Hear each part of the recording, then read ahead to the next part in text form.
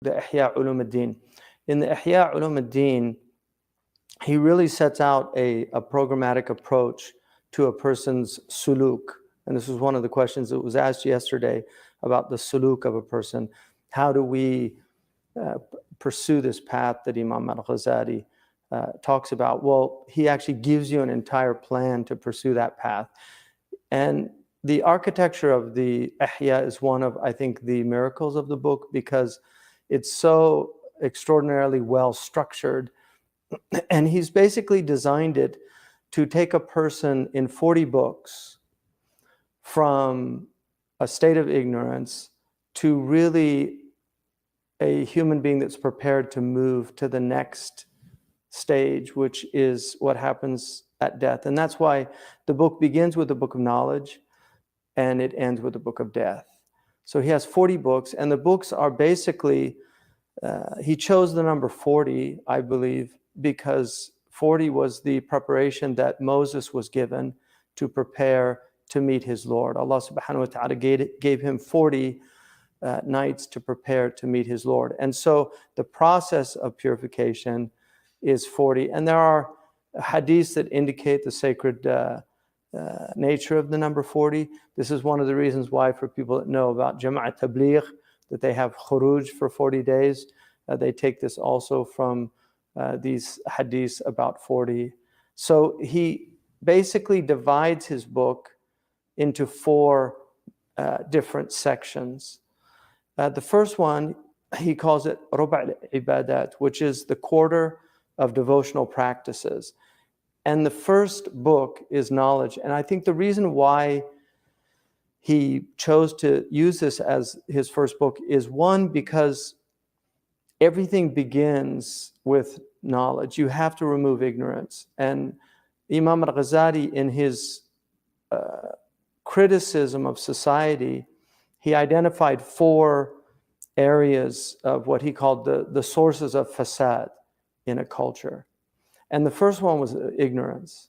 But he didn't simply argue that ignorance was just the lack of knowledge. He actually saw ignorance as something that manifested in these different ways. And so he identifies these 3 basic ways that they manifested to him.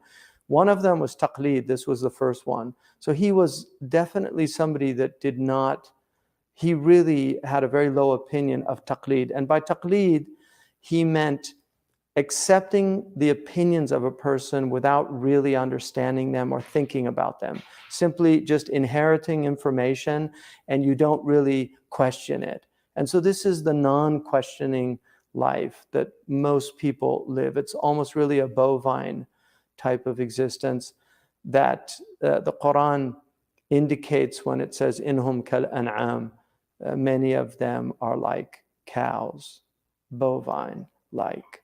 So that's one really important aspect of ignorance, is taqleed, this idea that we simply come into the world. The German philosopher Heidegger called it thrownness. We come into the world and we're basically historical products. So a lot of the ideas we have are just because they're ideas that our culture values or holds highly. And we simply embrace those ideas, not really ever thinking about them or questioning them, but just simply accepting them. And this is what the Greek philosopher said, that the unexamined life is not worth living. And I think this is at the heart of what he was talking about. In other words, a life of taqleed, of simply accepting things the way they are. And one of the most important injunctions in the Quran is actually to think. There's so many verses where Allah really is encouraging human beings to think. So this idea that religion is simply just not thinking, Islam completely negates that idea, the Islamic tradition. So he begins with the book of knowledge, but he really wants to explain what he views knowledge as. And then he ends that book, and I actually did a commentary on that book. He ends that book with a tribute to aql. Now, aql is translated usually as intellect, but aql as modern conceptions of intellect is just simply not correct. Intellectus, to the medieval scholastics, was very different from the concept that we have of intellect today.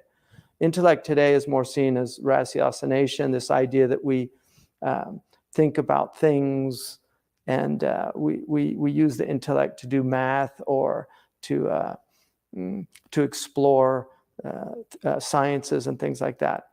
Intellect is more of a mystical or spiritual component in the Islamic tradition and also in the Christian tradition, because intellect is seen as immaterial. So in Western society today, they actually view intellect is still a mystery in neuroscience. So they don't really understand where consciousness comes from. They know that the brain certainly is like a hard drive, but there's like a cloud that they don't know if it's there or not. Is it all embedded in the hard drive, or is there this immaterial cloud? And they have not come to any conclusive determinations about that. If they're honest, modern materialists think that we'll find it, but the reality of it is they don't know. And so for us, it is the cloud, that it's immaterial. It transcends just the apparatus that God has given us, that we need, obviously. We need the brain, and we need these dendritic connections. We need to have healthy brains. Dementia, we know that certain things show up in dementia that causes the breakdown of the intellect, but that's only the hardware. That's not what thought is or where it comes from. And is there a conscious presence even when the person's not there, like in a coma? Arguably, from our perspective, there is, which would mean that it wouldn't be insane to speak to somebody who they're telling you is brain dead or something like that, because we know that the Prophet ﷺ spoke to the people in the grave, even though there's a khilaf about was that a miracle for him alone or do they hear? But we know that the Prophet ﷺ said that when you bury a person, that person will hear the sandal, the actual sounds of the footsteps as people leave the grave. So the point being is that really the aql in our tradition is a very mysterious and profound thing. And thoughts are really the source of thoughts remains a mystery in Western science, but for us, we believe that the source of thoughts, we actually have a science of khawatir. So there are nafsani thoughts, shaitani thoughts, malakani thoughts, and rabbani thoughts.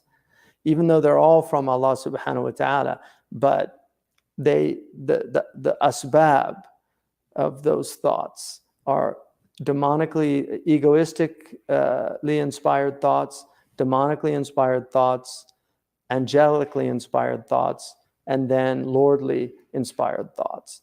And there's a whole science to that, that in our tradition that originally came out of Imam Al-Muhasibi's insights into it. So that's the book, and then he goes into Qawaid al-Aqaid. So after the book of knowledge, he begins faith, because faith in our tradition is based on knowledge. And then he goes into Asrar al-Tahara. And what's important, and this is really distinct about even though there are people before Imam Al-Ghazali that looked at what are called the hikam, the wisdoms behind traditions.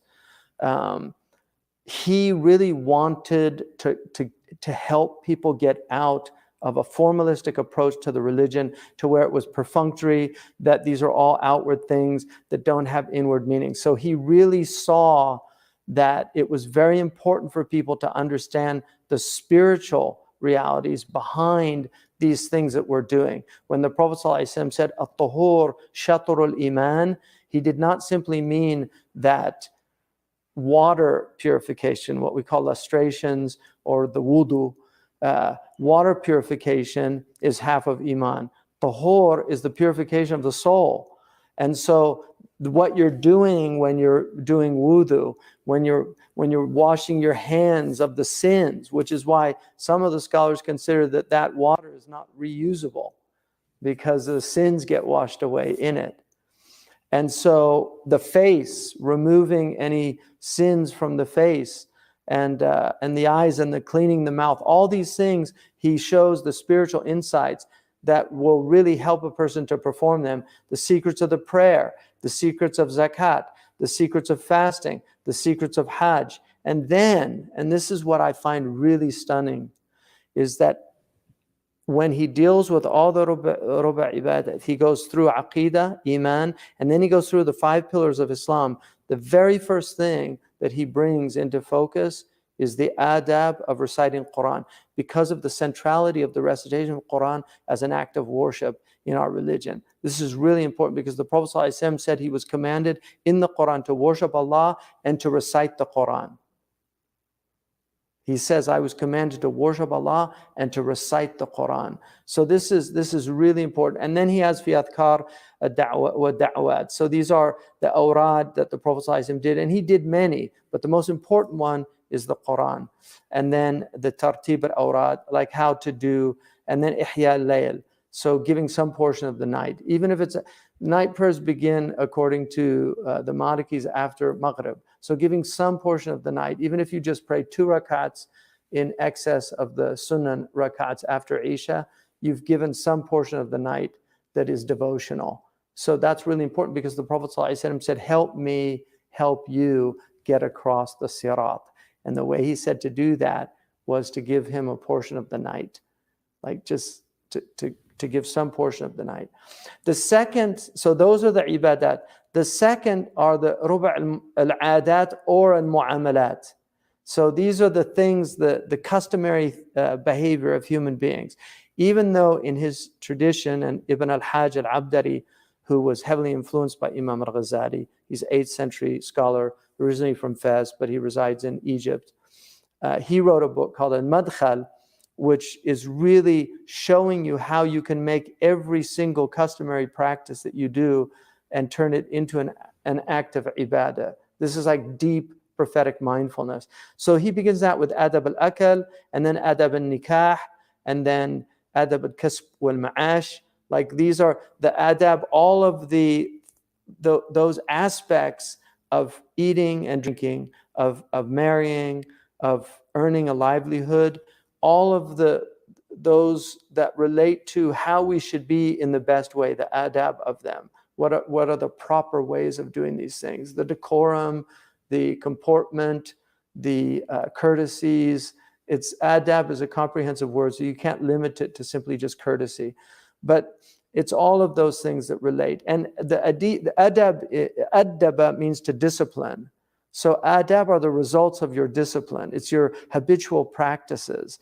And so the adib in Arabic, which is the literary scholar, the adib is somebody who is, he puts words in their proper place. That's the meaning of an adib. And so adab is putting things in their proper place. So he's giving you all the things to do in these customary habits of human beings that are proper. And then al-halal wal-haram, knowing what's permissible and what's impermissible. This is a very important science. And then adab al-ulfa wal-ukhuwa, the adab of just friendship, the duties of brotherhood. So we have certain adabs that are really important with one another. So, and then adab al-uzla. Also, many people don't know how to be alone. And hence Pascal's great insight that most of the world's problems were from the inability of people to sit with themselves alone in a room.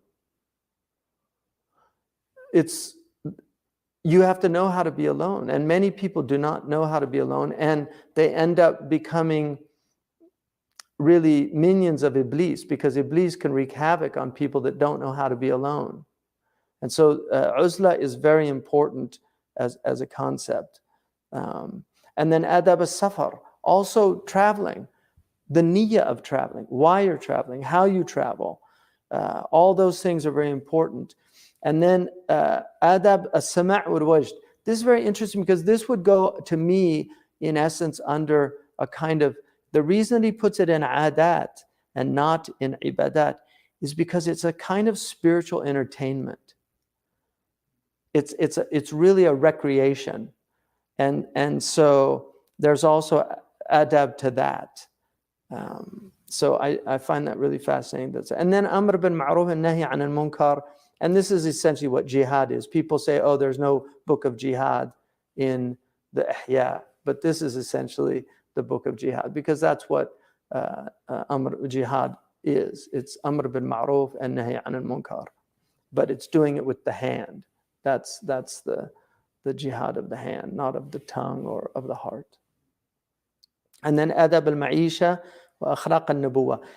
This is the key to understanding. The fact that he puts this as book 20, so this is the heart of the book. Out of the 40 books, he put the Prophet's character, sallallahu alaihi wasallam, at book 20. So this is the heart of the Ihya, and it's actually, I think, really the most beautiful book to read. It's one of the most enjoyable books to read. So fortunately it's been translated, and there's a recent new translation that I think is coming out soon. Then he goes into Rub' al-Muhlikat, and this is the section, the quarter on the destructive aspects of the human being. And so this is really important, because according to Imam Al-Ghazali, when we were talking earlier about the 4 areas of fasad that he mentioned, the first one he deals with in the book of knowledge, which is ignorance. But the second one is love of dunya. And love of dunya resides in the heart of the human being. And so he begins this by explaining the wonders of the heart, because the heart is the most extraordinary thing that Allah subhanahu wa ta'ala has created, especially if you understand in our tradition that the intellect resides in the heart. So the heart really is lahum qulubun la yafqahuna biha. They have hearts, but they don't understand with them. So the heart is filled with ajaib. So he goes into this because the heart is what Iblis is after. The destruction of the heart is literally the goal of Iblis. So the muhlikat are going to focus on looking at what happens, these destructive qualities. And then riyadatun nafs, why we have to exercise our souls. The fact that he uses this word, and this was a word that the spiritual masters of Islam used, the fact that they use the same word for physical exercise, riyada, is very interesting, because you see people all over, especially where we live in California.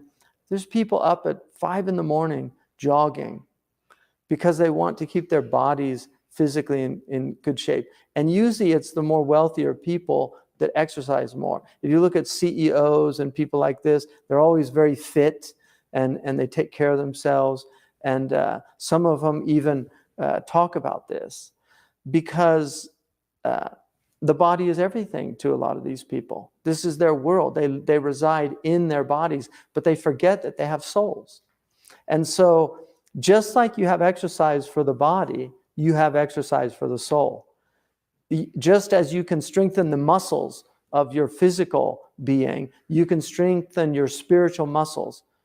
Just as you can really beautify your outward through attention to taking care of it, you can beautify your inward through attention to taking care of it. So this is really, I think, a very important concept, the idea of exercising the soul. And then he has the book called Kasru Shahwatain, which is breaking the 2 desires, because he really saw at the root of the human problem was the appetites. That if you could not control your appetites, you had no discipline. There's a really brilliant, he was president of the University of Chicago. His name was Robert Maynard Hutchins. And I read a speech that he gave. He was honored at the end of his life. And he gave a very interesting speech. And in that speech, one of the things that he said that really struck me, he said, I've been listening to all these people praise me and say what a great man I am. But I have a question for myself, and I'll present it to you. If I'm such a great man, why have I never been able to give up smoking? And obviously people laughed. It's a funny remark. But I actually think he meant it in a much deeper way. That if I'm such a great man, why have I never been able to discipline myself? And that's something, that's a really important question. Why do incontinence, which now means, physicians know this word to mean somebody who can't control their urine or their feces. So they literally urinate in their pants or they soil themselves. That's called incontinence. So like in the hospital, they'll write incontinent to stool and urine. Akrasia, which is where the word comes from, the Greek word incontinence, was traditionally used in ethical traditions to mean people that could not control their appetites. So just like somebody who can, just like you have to be able to control your bodily functions, you should be able to control your soul's functions. So there's an incontinence to the soul that is similar to soiling yourself. So just as you're incontinent to stool and urine, and soiling your physical body, if you're incontinent ethically and spiritually, you're soiling your soul with the najasa. It's the same idea. And so he really saw if you could control your food, which is one of the reasons why we're fasting, is because food is such a big problem with human beings. If you can control your food, and then if you can control your genitals, if you control your tongue, all these things become easier with those basic controls. And this is why traditionally you have the human being is created in a triune nature. He's been created with reason, with will, and with appetite. So these are powers or faculties of the one soul. So they're different dimensions. So the reason is meant to control. Imam Al-Ghazali calls this the rider on the elephant. You know, you need to control the rider or the jockey on the horse. And then you have the appetites. You have the will of the beast, which is his irascibility. And this is called the quwwa al-ghadabiyya, the irascible nature. That nature is meant to ward off harm. And then you have the concupiscent nature, which is meant to accrue benefit. So it's jalb al-masalih wa dar al-mafasid. But it has to be regulated by the intellect. And so that's why kasr al-shahwatain is so important, because if you can control these, if you can break these two, you don't want to destroy them, but you want to break their will so that you control them. Just like you break a horse by training it. It's called siyasa, yasusa al-hisan. Just like you control a horse, you have to train it. The trainer has a lead rope, and then usually has a whip. And he trains the horse to prepare it to be ridden, because a horse needs to be broken. Because if it's not broken, it rides the rider, and then it's going to throw you off like bucking bronco. So you don't want your nafs to be a bucking bronco, because it'll throw you off. And you might get up, you're going to be bruised, but you might break your neck. People die, or they're stomped by the horse themselves. So that becomes the metaphor really for controlling the self. And then afatul lisan, the dangers of the tongue, because the tongue brings, according to the hadith, which Imam Nawawi puts as a foundational hadith, the tongue will take people to the hellfire. Right? People enter, he said they'll be dragged in the hellfire because of the harvest of their tongues. And people don't think about these things. They talk without thinking. The hadith says that somebody will say a word without giving it any consideration, and that very word will drag them in the hellfire for 70 years. And they don't, لا يلقي لها بالا. يتكلم بكلمة لا يلقي لها بالا. Doesn't give it any consideration, and yet that very word will drag them in the hell. So the afatul lisan are very important. There's a beautiful book that Imam Maulud wrote, which is based partly on Imam Al-Ghazali's, because everybody's influenced by him after him, which is called Maharam al-Lisan. And then you have Dhamm al-Ghadab wal-Hiqd wal-Hasad, which anger, resentment, and envy. So he puts these together because they're all related, because envy is a type of anger. You're angry that God gave somebody something he didn't give you. And resentment is hiqd is one of the worst qualities vile human beings. And then dhamm ad-dunya, which is blaming the dunya, censoring the dunya, really, because he sees hubb ad-dunya as a major problem.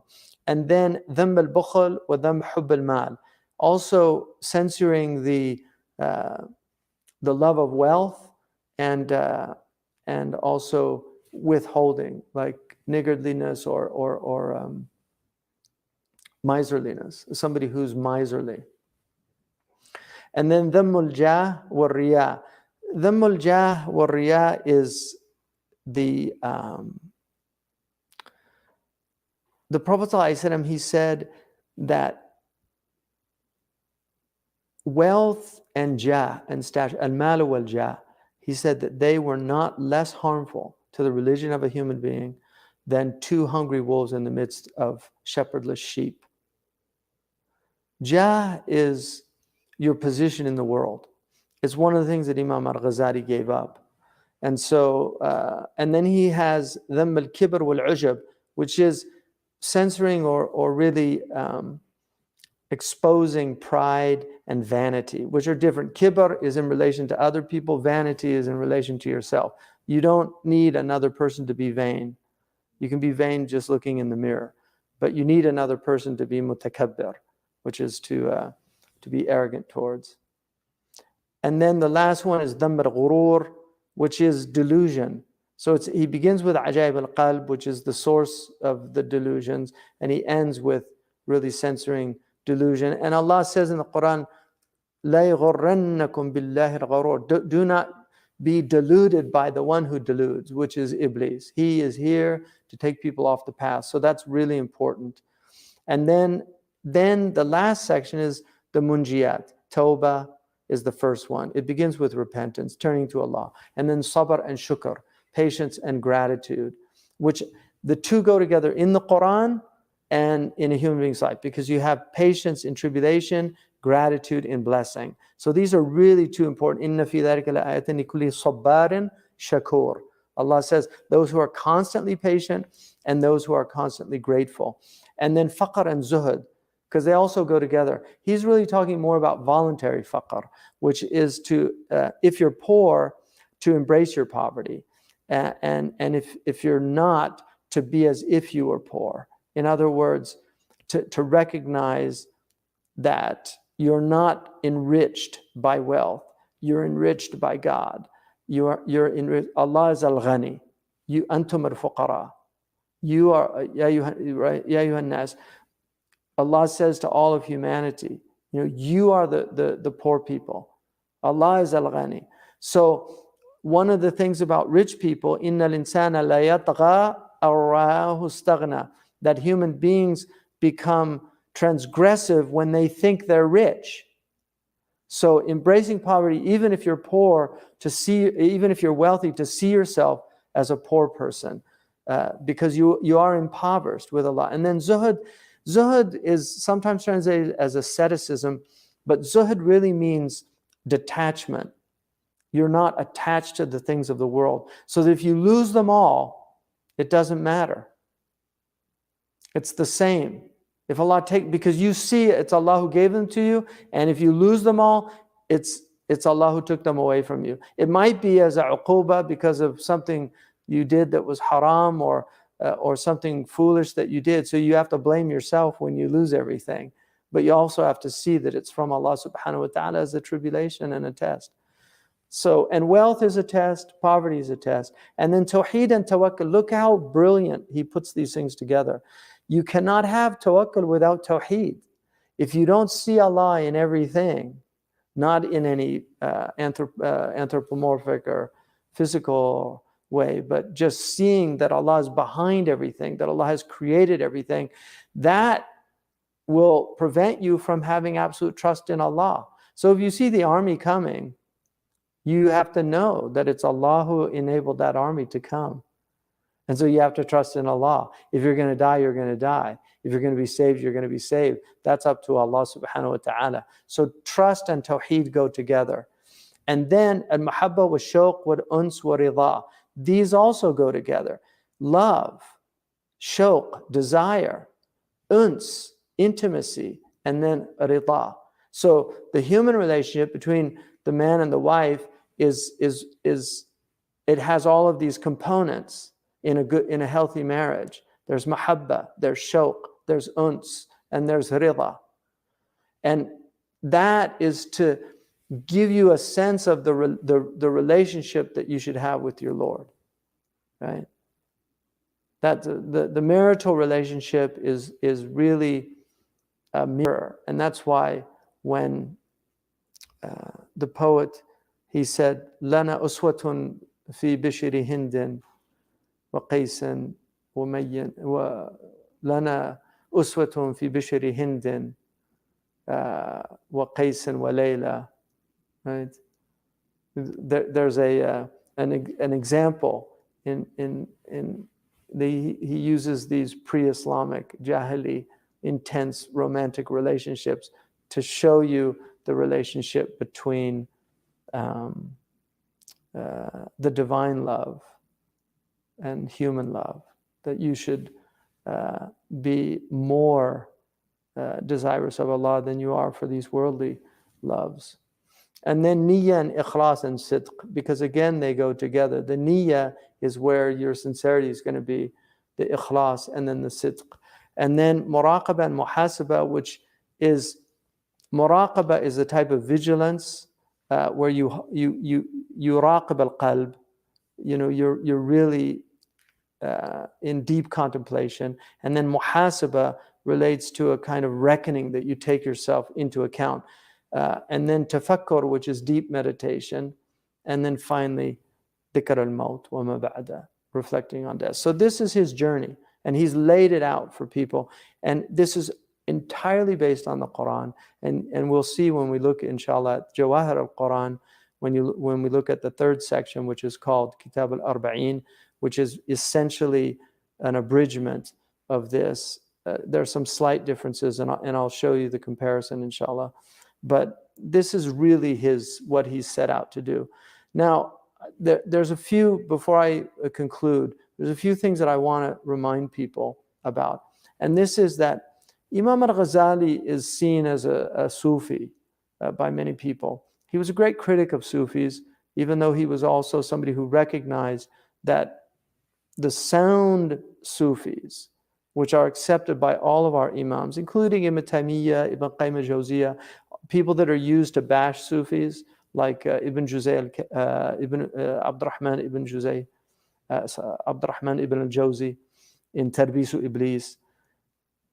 These people all accepted the great Sufis of the early period, like Imam al-Junayd, Sari al-Saqati, Abu Hafs al-Haddad, and many, Sulaiman al-Darani, even Yazid al-Bustami was acknowledged. If you look in the Tabaqat and look at what people like Imam al-Dhahabi said, Hilyat al-Awliya, Abu Nu'aym, goes through and shows who all these people were. I mean, the section that he has on Imam al-Junayd is stunning, because he gives, I think, one of the best expositions of Tawheed that I've ever seen. So it's just stunning. So, but there are many deviant Sufis, and arguably there are far more deviant Sufis than there are rightly guided Sufis, in the same way that they're far more deviant everybody else. So this is just the human condition. But the tragedy for me in seeing Abu Hamid, the modern Muslims who see him as a Sufi, is that they don't realize this man is the single most important jurist that the Ummah has produced. I mean, it's after the first, I mean, obviously the four Imams and arguably even up to about 30 of them, because there were many great mujtahidun like Imam al-Awza'i, Abdurrahman al-Awza'i, Imam al-Thawri, Ibn Uyayna, many of them, Ibn Wahb, but nobody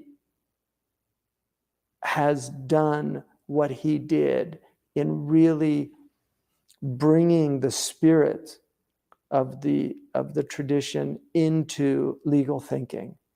He is the maqasidi giant of our ummah, and this is why all of the jurists after him are influenced by him. Even the ones that will attack him, they're all influenced by Imam Al-Ghazali. You cannot get out of his influence, and I'm not exaggerating this in any way. There is no Jam' al-Jawami' at least not in its formation, which Jam' al-Jawami' is arguably the single most important metan that was taught in Usul al-Fiqh. But he's heavily reliant on Imam Al-Ghazali. There's no Imam Al-Qarafi. There would have been, obviously, because he was a genius, but not in the way that we know him. Imam Shatibi, the same, and the Muwafaqat, all of them have been influenced by Imam Al-Ghazali. So he writes these extraordinary, he writes 4 books in Usul. He wrote, as we mentioned earlier, 4 books in Furu', and he is highly influential in the Furu' of the Shafi'i madhab. So he's really, really important, even in the Furu'. But in the Usul, he affects all the madhabs. It's not just the Shafi'is. He affects all the madhabs. And so the first book he writes is Al-Mankhul fil Usul, which is basically he just took his Imam, Imam al-Juwayni, Abu Ma'ali al-Juwayni, and he basically abridged his Burhan, Kitab al-Burhan. And that's called Al-Mankhul. He was probably 25 or 26 when he wrote it, and he gave it to the Imam. The Imam was very impressed with it. He was teaching in his madrasa. Another really important book that he wrote is called Shifa al-Ghalil fi Qiyas wa Ta'lil. So this is really about the understanding causation because you cannot make analogical reasoning without knowing the illah, the cause, the legal cause of something. And so this book is teaching people how to do that. And then Asas al-Qiyas is really a stunning original work. And this book will revolutionize Usul al-Fiqh. In fact, Shaykh Abdullah bin Bayya, arguably, who is recognized in the Sunni world as really probably the most formidable Usuli scholar. Al-Azhar acknowledges this, the Moroccans acknowledge this, the Mauritanians, the Iraqis, many, even in Saudi Arabia, they acknowledge this. His books in Usul are just stunning books. And in many ways, he's very much aligned with Imam Al-Ghazali, not just in his practice, but also in his principles and his work. Because Imam Al-Ghazali was somebody who was very pragmatic and worked with the conditions that he found himself in. He was not a utopian type of philosopher. Arguably, the utopian philosophers are a disaster to the world, created so many problems. Marx is one of them. So Asas al-Qiyas is not Qiyas in the normal understanding of it as analogical reasoning. Asas al-Qiyas is about the concept of tahqiq al-manat. And this is something that he introduces, which is very important. So the Usulis have these 3, as they're moving. Everything in Usul is trying to find causation. Like why? Why? Because you have the khitab of Allah. When Allah speaks to us, He speaks to us and He commands us to do things. And this is what one of the things Shaykh Abdullah bin Bayya says is to the ulama. He says, أنتم تعرفون ما قال ربكم لكن لا تعرفون لما قال ربكم. You know what your Lord said, but you don't know why He said it. And this is exactly what Imam Al-Ghazali is engaged in. He wants to understand why we are being told to do these things. This is understanding the aims and objectives, the higher purposes, the maqasid of the Sharia. If we understand why Allah has told us these things, then we can understand when they're applicable and when they're not. And this is the essence of what tahqiq al-manat is.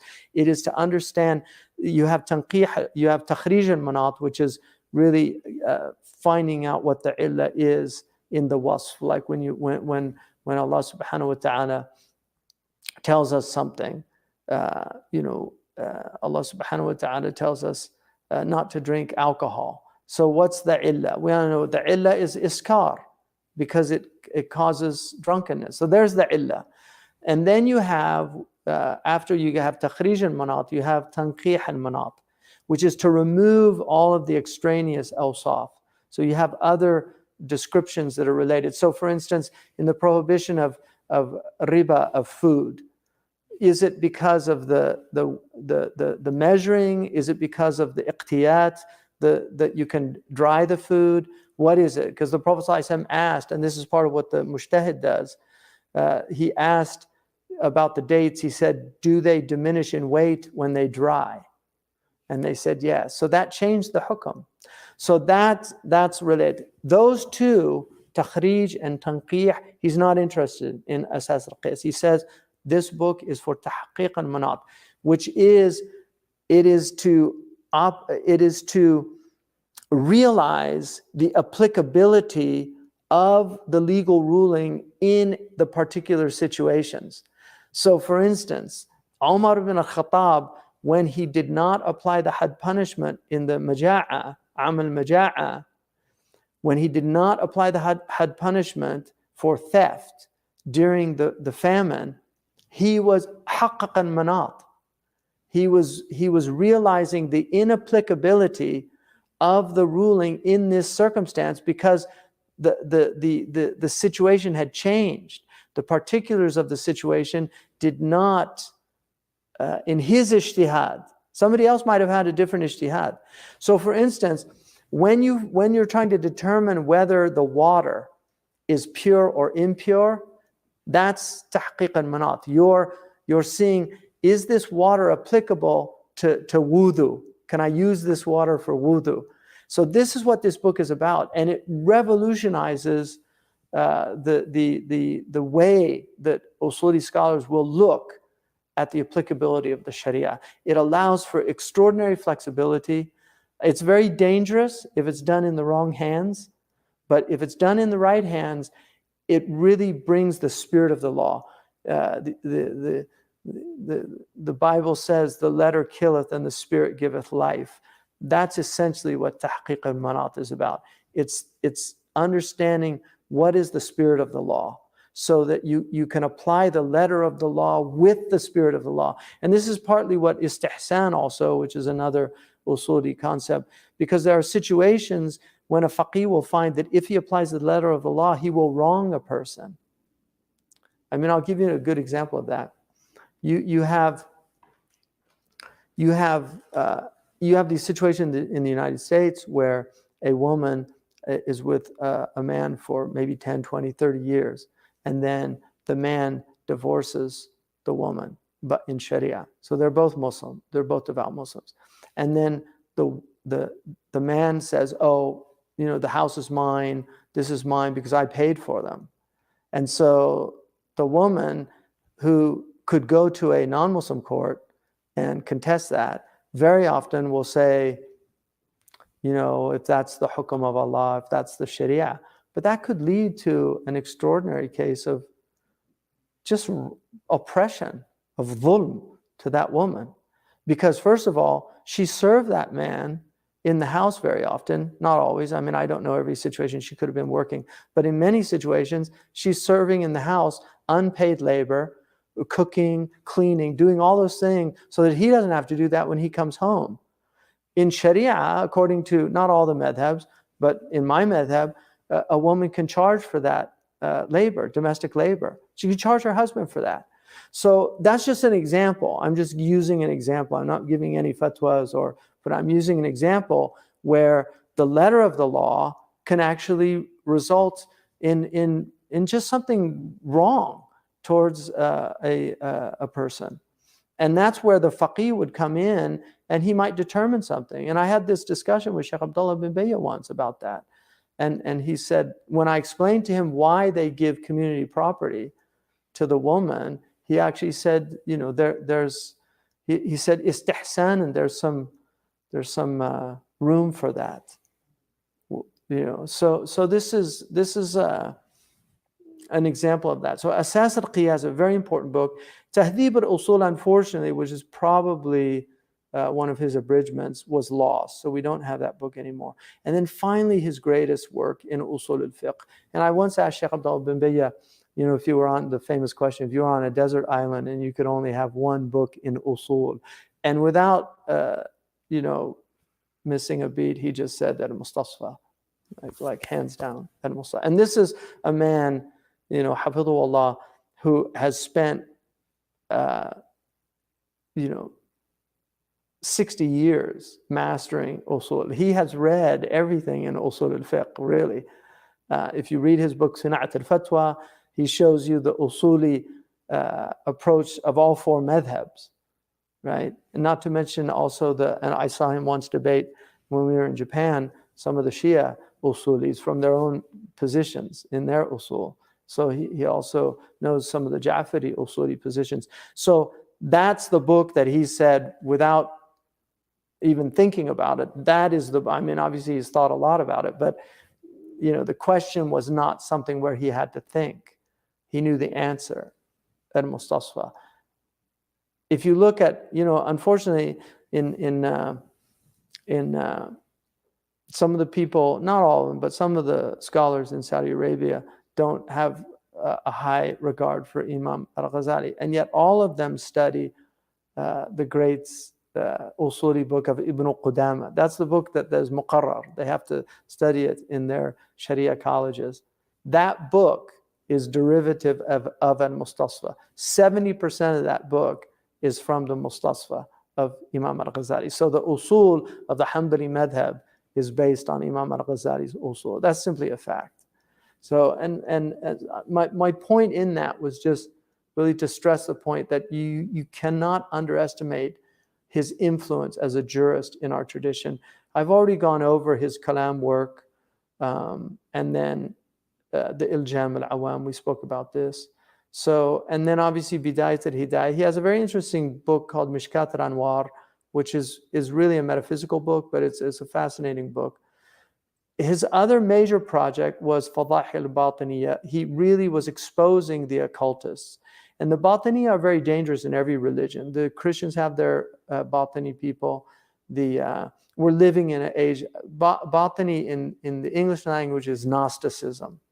So, and if you look it up, if you Google it or look it up on Wikipedia or something, they're going to talk about Christian Gnosticism, but Gnosticism more as this idea of the illumination, that the Batini person, because they have this idea that they have these illuminated leaders, and they simply know. So there's a great political scientist, Eric Vogelin, who makes an argument that a lot of political approaches are occultic in that way. They're Batini. So you have simply illuminated politicians. They simply know. And so there's no debate. They're not going to debate about whether minimum wage is a good idea or a bad idea. They simply know it's a good idea, even though wherever it's applied, unemployment goes up. But it doesn't matter. Facts don't matter. We're illuminated. We simply know what truth is. And so the same is true with, I mean, you could go into this, don't get me started on that one, but, and then the other one is his refutation of the peripatetic philosophers. It's important that they usually say refutation of philosophers. He was refuting a school of philosophy. He was not refuting the methodology of the philosophers, which he actually is instrumental in bringing that. And this is where Imam Al-Ghazali, really, Ibn Taymiyyah had problems, because Imam Al-Ghazali brings the methodology of philosophy into usul al-fiqh, into theology, ilm al-kalam, and in many ways into tasawwuf. So that's simply a fact. And then Tahafut al-Falasifa. So, just to look at that for a second, one of the things that is very interesting is in Tahafut al-Falasifa, he preceded it with Maqasid al-Falasifa. So he wrote a book where he explains philosophy really well. And the ulama actually were upset with him because they said he made it accessible to common people. He didn't criticize it. He just simply, and it's really basically from Ibn Sina. So in fact, Ibn Taymiyyah's famous remark that the book of Ibn Sina is called Ash-Shifa, which means the healing. And so Ibn Taymiyyah said, Shariba Imam Al-Ghazali Ash-Shifa famarida. Like he drank the Shifa and he got sick. In other words, with philosophy. My response to that is, Sharibahu فَرَزَقَ اللَّهُ لَذَّتُهُ وَأَبْقَى فِيهِ قُوَّتُهُ وَأَذْهَبَ عَنْهُ أَذَاهُ. Like that's how I would respond to that. That He drank it, and Allah gave him the delight of its taste, and then retained in him its benefits and removed from him its harm or its foulness. So that's how I would view it. But who am I? So why Hujjat al-Islam? Because he is truly the proof of this religion, because he is the man who took the journey. He took the prophetic journey. And not only did he take it, but he came back and he gave us a map to take the same journey.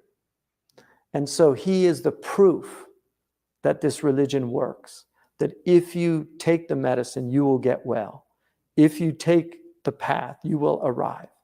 And in that way, it's falsifiable, because one of the things that Karl Popper argued was that you cannot have a science that's not falsifiable.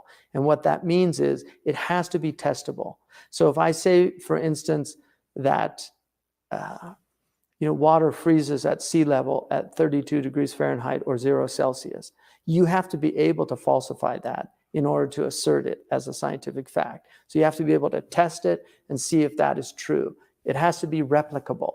And in this way, the spiritual path that Imam Al-Ghazali has marked is replicable.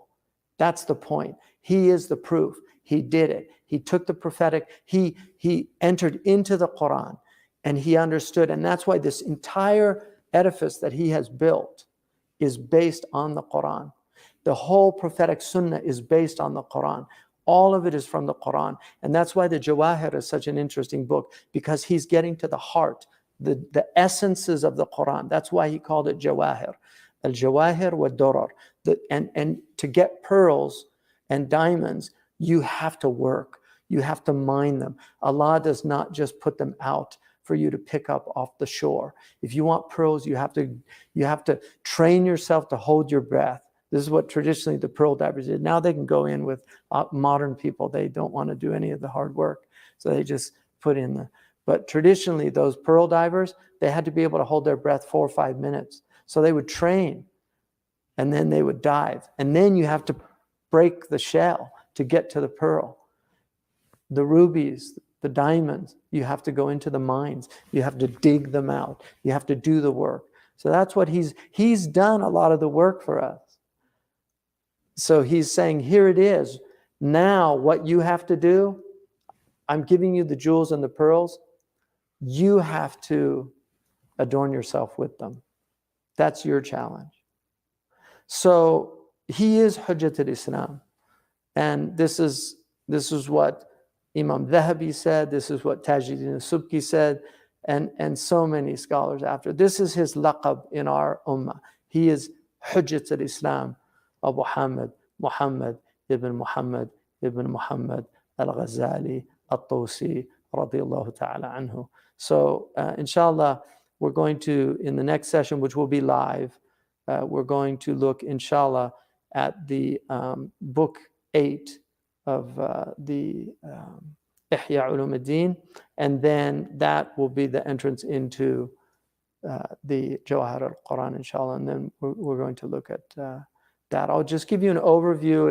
It's a book that needs to be studied over time, and we're in the last 10 days of Ramadan, but I really hope it inspires you to make a commitment to the book of Allah subhanahu wa ta'ala. We should all be committed to the book of Allah, and Allah will give you openings from that book, inshallah. Alhamdulillah, jazakumullah khairan. Assalamu alaikum wa rahmatullahi wa barakatuh.